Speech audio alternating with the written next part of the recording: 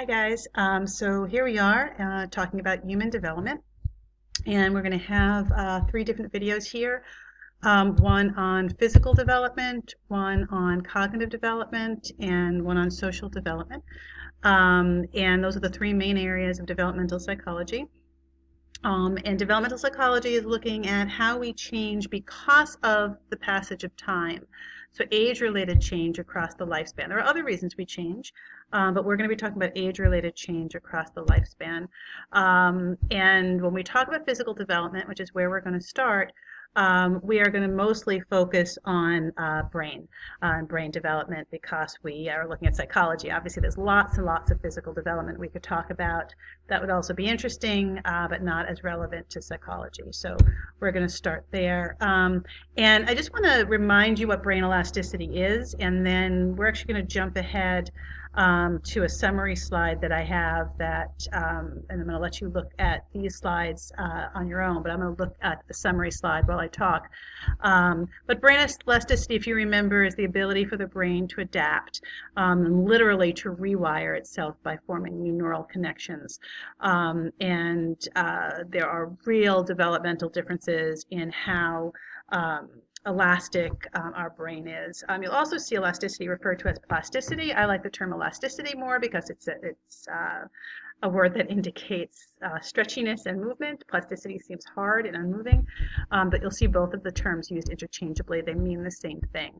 So I'm going to jump ahead here to this slide, and you do have the static slides also, so you can look at those on your own.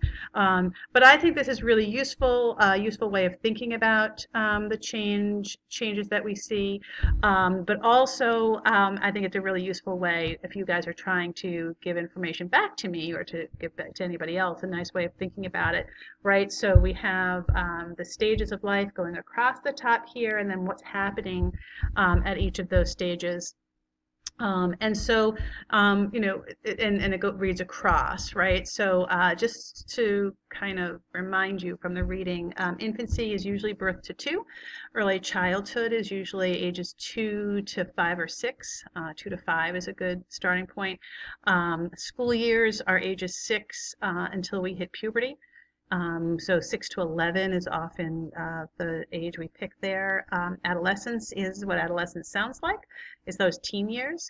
And adulthood is usually, so this is where things get a little tricky because technically adulthood is 18 and up, but really in our culture and even developmentally, we don't treat and think of 18-year-olds as adults in the same way that we think of 40-year-olds as adults. And so we do have this other stage of emerging adulthood that we don't have here on our chart, but emerging adulthood is really the ages of like 18 to maybe even as much as 28.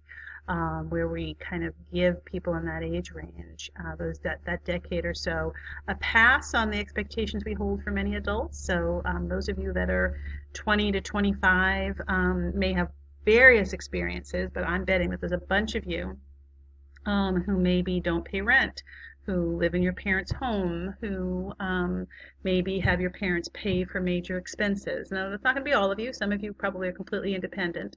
But in our country, right, in our culture, it is really common for people in their early 20s to still be relying in one way or the other on their parents for money.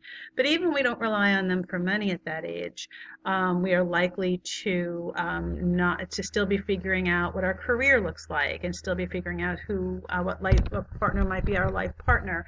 And so all of those things that are just different from people in the majority of people in mainstream adulthood. And then adulthood goes, usually when we think about aging, we think about 65 and up, and as kind of an aging process, although obviously we're always aging. And so that's what we're looking at here. So let's start talking about elasticity. So we mentioned elasticity in that very first set of slides you saw, that ability of the brain to rewire itself. And it's really important to understand that when a baby is born, most of the structure of the brain is there and in place, but some parts may not be functioning at their mature level yet. And one thing that's certainly not in place is all of the neural connections we have. That we have neurons and we have at birth, just about all the neurons, same number of neurons we're going to have in adulthood, but they're just less complex. The network is less complex. And you may remember when we talked about memory, talking about that part of what we do when we're learning something is we create a pattern of neurons firing, and then we hang on to that pattern to replay it. That's literally wiring the brain. We create that pattern. We create synapses where neurons are sending signals to each other. That's elasticity, that ability to create. And when the baby is born, it doesn't have as many of those connections. It has connections, just not as complex. And those connections are largely created in response to experiences that we have. And so the human species has made a very specific evolutionary choice. Our choice has been that we have helpless newborns, and newborns who are going to stay helpless for a very long period of time, and that therefore they're helpless because they have an immature brain that's not capable of everything yet, but that in the trade-off is that we have brains that are very, very adaptable. So no matter where humans find themselves, they can adapt their brain to function as experts in that place. So, it doesn't matter what language you're going to hear. It doesn't matter what the demands of your environment is. You can learn to be successful in that environment. And that's very different from, for example, horses who are able to get up and walk within a very short period of time after they're born, hours after they're born, because they have a brain that is already wired to do those things. But the trade-off for having that is that you can't. The trade-off for having that is that they don't have a brain that's very adaptable. Horses can only live in certain environments. Horses can only speak horse language, right? Not speak, but understand horse communication. They're limited in terms of the variety of experience, a variety of contexts in which they can be successful. So when we're born, our elasticity is at its highest. It's never going to be higher than that moment when we're born. And for the first 2 years of life, elasticity is really high. And we can absorb new languages, we can adapt to our environment in all kinds of ways, that the brain of the baby is just exploding. And I think that I'm going to put up an article that engages you in that idea a little bit more. So we have that, and then we have the first drop in elasticity at age 2. Right, so if we're reading across here, that first drop in elasticity, and so I think about it often, I want you to think about it as an open window. And it's a window of opportunity for the brain to change. And at age 2, that decreases just a little bit. And the brain is still very, very elastic, very, very changeable, but not as much as it was at birth. And then from 2 to 5, it stays about there. And then at 5, there's another drop. And again, that window is still very open at 5, but not as much as it was at 2, and certainly not as much as it was at birth. And one way of thinking about this is that there is an inverse relationship, right, a negative correlation between what expertise we're developing and how much elasticity. The more expertise we have, so the 5-year-old has more things it can do well, the more expertise we have, the more the brain is focused on becoming expert, the less elasticity we have, that the two things are happening in opposite directions from each other. And that stays about steady state through the school years. And so there's not a whole lot of change in elasticity after age 5 going through the school years until we reach puberty. And then at puberty, the brain starts maturing in a couple of important ways that we'll talk about in a few minutes. But as it does that, it loses further elasticity. And in addition to that, what I don't have here, but that I'll add for the static slides, is that in addition, we also get a pruning process where we actually have a process where neural connections you haven't used since you were very young, that never seemed important, actually get pruned away. They get cut away so that they're not available to you anymore. So for example, my mother lived with her grandparents, or her grandparents lived with my mother's family. When she was very young, they spoke only Italian. The household language was Italian, but they died when she was quite young. They died when she was 5 or 6. And then Italian stopped being the household language because everyone else spoke English at that point.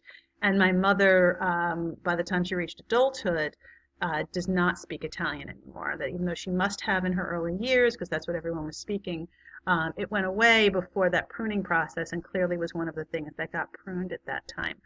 And then we stay pretty steady state in terms of elasticity through adulthood.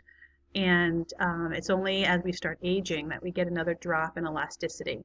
And the important thing is all of us are going to experience some drop in elasticity. So, you know, the term, you can't teach an old dog new tricks. The answer is you can teach an old dog new tricks. You just need to convince the brain it's important, right? Remember that idea. And convincing the brain is important is easier when we're young than when we're old because of elasticity. But that we also can minimize how much of a drop in elasticity we have by continuing to have new learning. So learning to play the guitar when we're 50, learning you know, brand new things that we never knew before. So right, you guys know I'm beekeeping. Learning to beekeep, having to learn all of that new information is an example of that. And so Jim and I often tease about we have our elasticity plan, and part of that plan is a commitment that we're never going to live in 55 and over housing because that doesn't challenge one cognitively in that way. You don't have to, you know, you never have to hear new music. You never have to, you know, hear people with different ideas from yours because they're all very similar to you.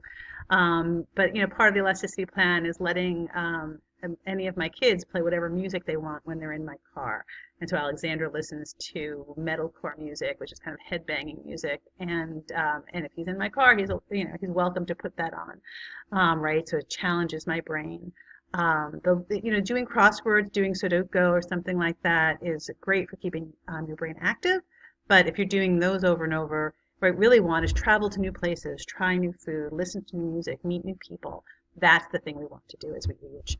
So I'm going to pause there. The next video will pick up back on this same chart, but I just want to keep this under 12 minutes. Okay?